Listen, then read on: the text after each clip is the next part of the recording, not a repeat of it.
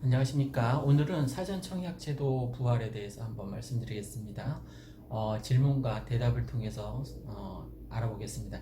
3기 신도시를 비롯한 수도권 30만 가구를 공급할 때 사전청약제도가 이제 부활할 예정입니다.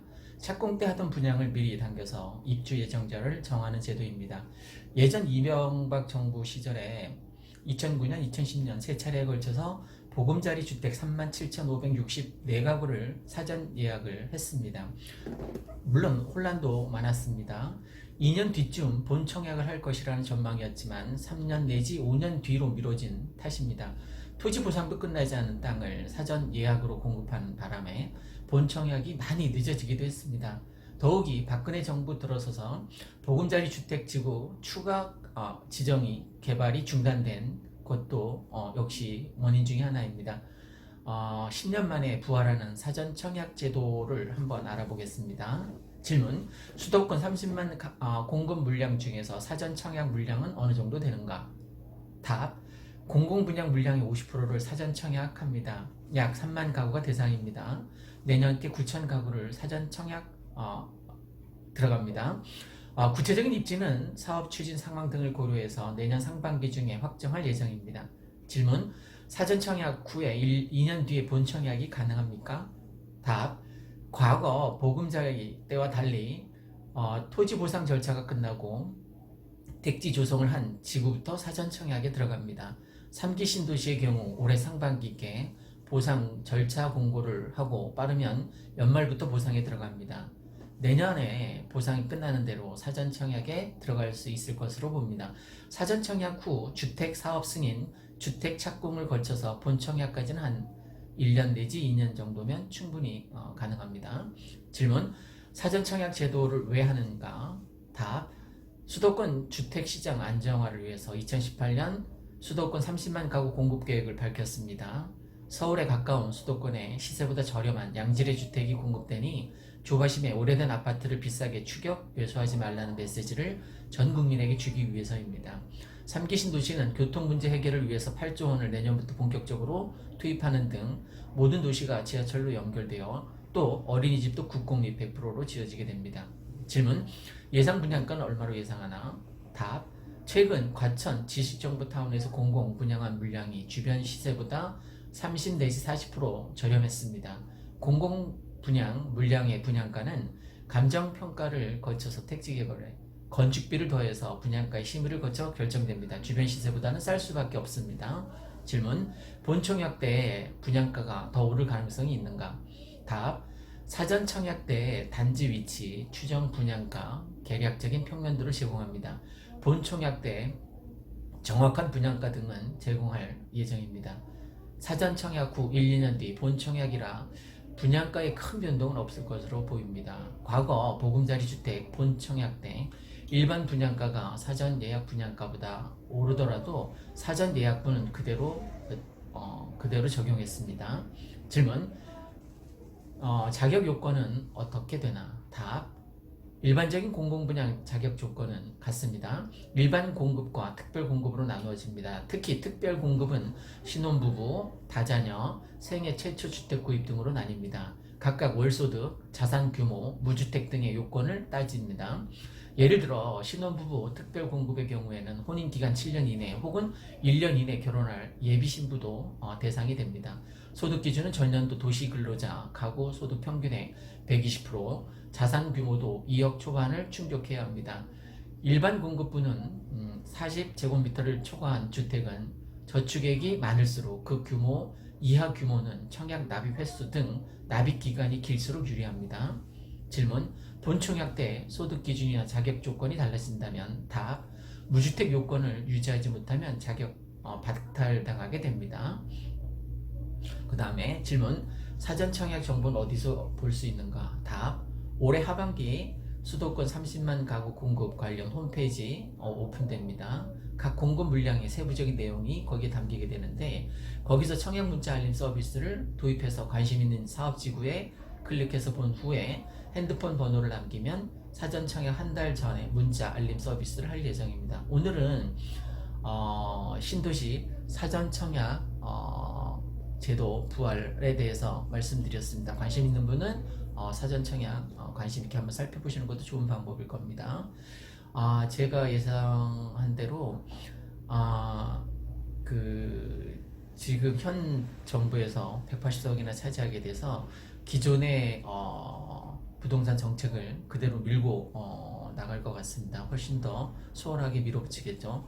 그러면 저는 창릉 3기 신도시 실제 실입주가 10년, 그러니까 작년 이제 거의 지나갔고 한 9년 정도 걸릴 거라고 예측을 했는데, 그래서 조금 더 빨라질 수도 있을 것 같습니다. 다만 지금 아무것도 이루어지지 않아서 토지 보상 계획이라든가 아무것도 이루어지지 않아서 어떻게 될지 잘 모르겠습니다. 근데 제가 예상하기로는 지금 2기 신도시가 적체되었던 분양이 다 완판되고, 오히려 그 2기 신도시가 완판되는 것을 통해서 1기 신도시가 앞으로 더 좋아지지 않을까. 이렇게 창릉 3기 신도시는 아직 먼 얘기고 1기 신도시의 투자 가치가, 특히 백마마을이 투자 가치가 훨씬 더 높다라고 저는 생각합니다. 이상 오늘은 사전 청약제도 부활에 대해서 말씀드렸습니다. 감사합니다.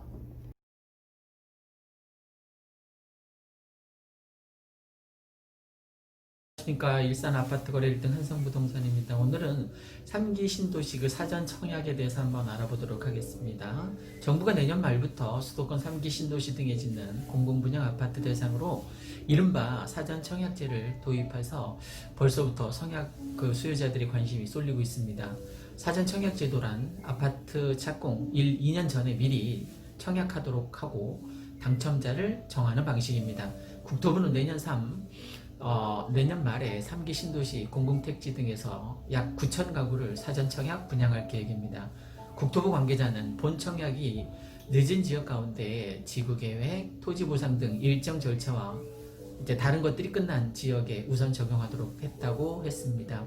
사업 추진 속도로 보면 3기 신도시 중작년 10월 지구 지정을 완료한 남양주 왕숙, 하남, 교산, 인천 계양에서 사전 청약률이 나올 가능성이 굉장히 높습니다. 구체적인 대상자는 사업 추진 상황 등을 고려해서 내년 상반기 중에 확정한다고 합니다. 내년에 3기 신도시와 공공택지에서 공급할 아파트는 전체 11만 6천 가구입니다. 이 가운데 한국토지주택공사 등 공공이 짓는 아파트 9천 가구가 1차 사전 청약 대상입니다. 2008년 보금자리 주택지구 공공아파트 분양 시 단지당 가구 수의 80% 정도 사전 청약으로 공급했지만, 이번에는 공공주택 공급량이 더 늘어나 비율이 대폭 낮아질 가능성이 있습니다. 분양가는 사전 청약대가 본 청약대보다 저렴할 것으로 보입니다. 과거 보금자리 주택지구 공급 당시 분양가는 본 청약 분양가의 사전 청약대 금액을 넘지 못한다는 규정이 있었습니다.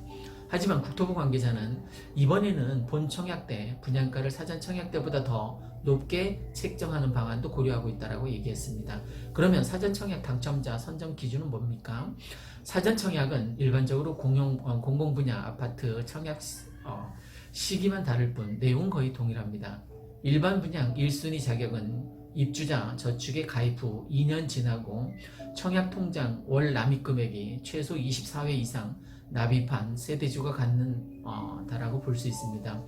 1순위 내에서도 3기 신도시가 들어설 지역에 2년 거주자에게 우선 공급합니다. 예를 들어 과천이라면 과천시에서 30%, 그 외 경기도에서 20% 우선 공급합니다. 그리고 나머지 50%를 서울 등 기타 거주 지역에서 공급한다고 합니다. 해당 지역에 2년 이상 거주했다면 30% 안에 들지 못해도 경기도 기타 지역 경쟁자들과 두 번 더 경쟁할 수 있습니다.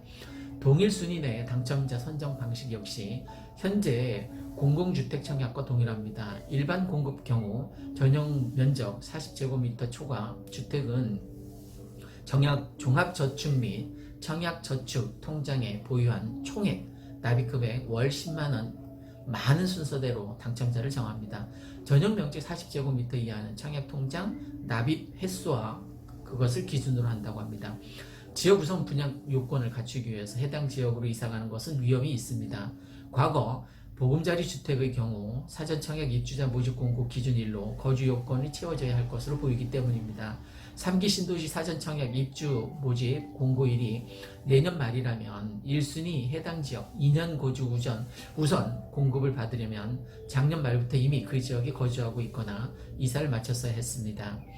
공공, 택지, 기획과 사무관은 거주 의무 기간을 계산하는데 기준이 되는 시점을 본청약 모집 공고일로 할지 사전청약 공고일로 할지 여부에 대해서 아직 논의 중이라고 합니다. 그러면 세대원 모두 무주택, 월 평균 소득은 100% 이하여야 하나? 사전청약 자격 조건도 일반적인 공공 분야의 기준을 따르게 됩니다. 민간 분양과 달리 청약자 세대 구성원이 전부 무주택자여야 하고 도시근로자 가구당 월 평균 100% 이하 월 555만원, 3인 가구 자동차 가액 2,764만원, 건물 등 부동산 자산 2억 1,150만원 공시가 기준입니다. 청약자는 특별 공급과 일반 공급 유형별로 당첨 가능성을 따져서 확률이 높은 쪽으로 신청하는 것이 유리합니다. 특별 공급은 생애 최초, 다자녀, 신혼부부, 노부모, 기관 추천 등 유형별로 각각의 배점 기준이 따로 있어서 배점이 높은 순으로 당첨자를 뽑습니다. 일반 공급은 청약 가점이 아닌 주택 종합청약 저축 및 청약 저축 가입 기간과 저축 총액으로 경쟁합니다. 신혼부부, 다자녀, 생애 최초, 주택 구입자 등 실수요자들은 특별 공급을 통해서 더 높은 당첨률과 확률을 기대할 수 있습니다. 공공분양의 경우 특별 공급 비중이 많게는 80%대로 높습니다. 올해 2월 공공분양한 과천 제이드자이의 경우에 647가구 중에서 특별 공급이 515가구에 달했고 이 중에 194가구가 신혼부부에 들어갔고 신혼부부의 경우 혼인기간 7년 이하의 부부로 합산소득이 2020년 도시근로자 100%, 맞벌이 120%의 경우 공급 특별 노려볼 만합니다. 2019년 기준으로 월 평균 소득이 100% 3인 이하 555만원, 120%는 666만원입니다. 혼인기간이 짧을수록 유리하고 자녀수가 많을수록 당연히 배점이 높습니다. 사전청약 경쟁률이 수백 대 넘을 수도 있을 것 같습니다. 사전청약은 중복 당첨이 불가능합니다. 예컨대 남양주 왕숙지구의 사전청약 당첨자는 하남 교산지구의 사전청약에 중복 신청할 수 없다는 얘기입니다. 다만 사전청약에 당첨됐다 하더라도 다른 일반 아파트의 청약은 허용합니다.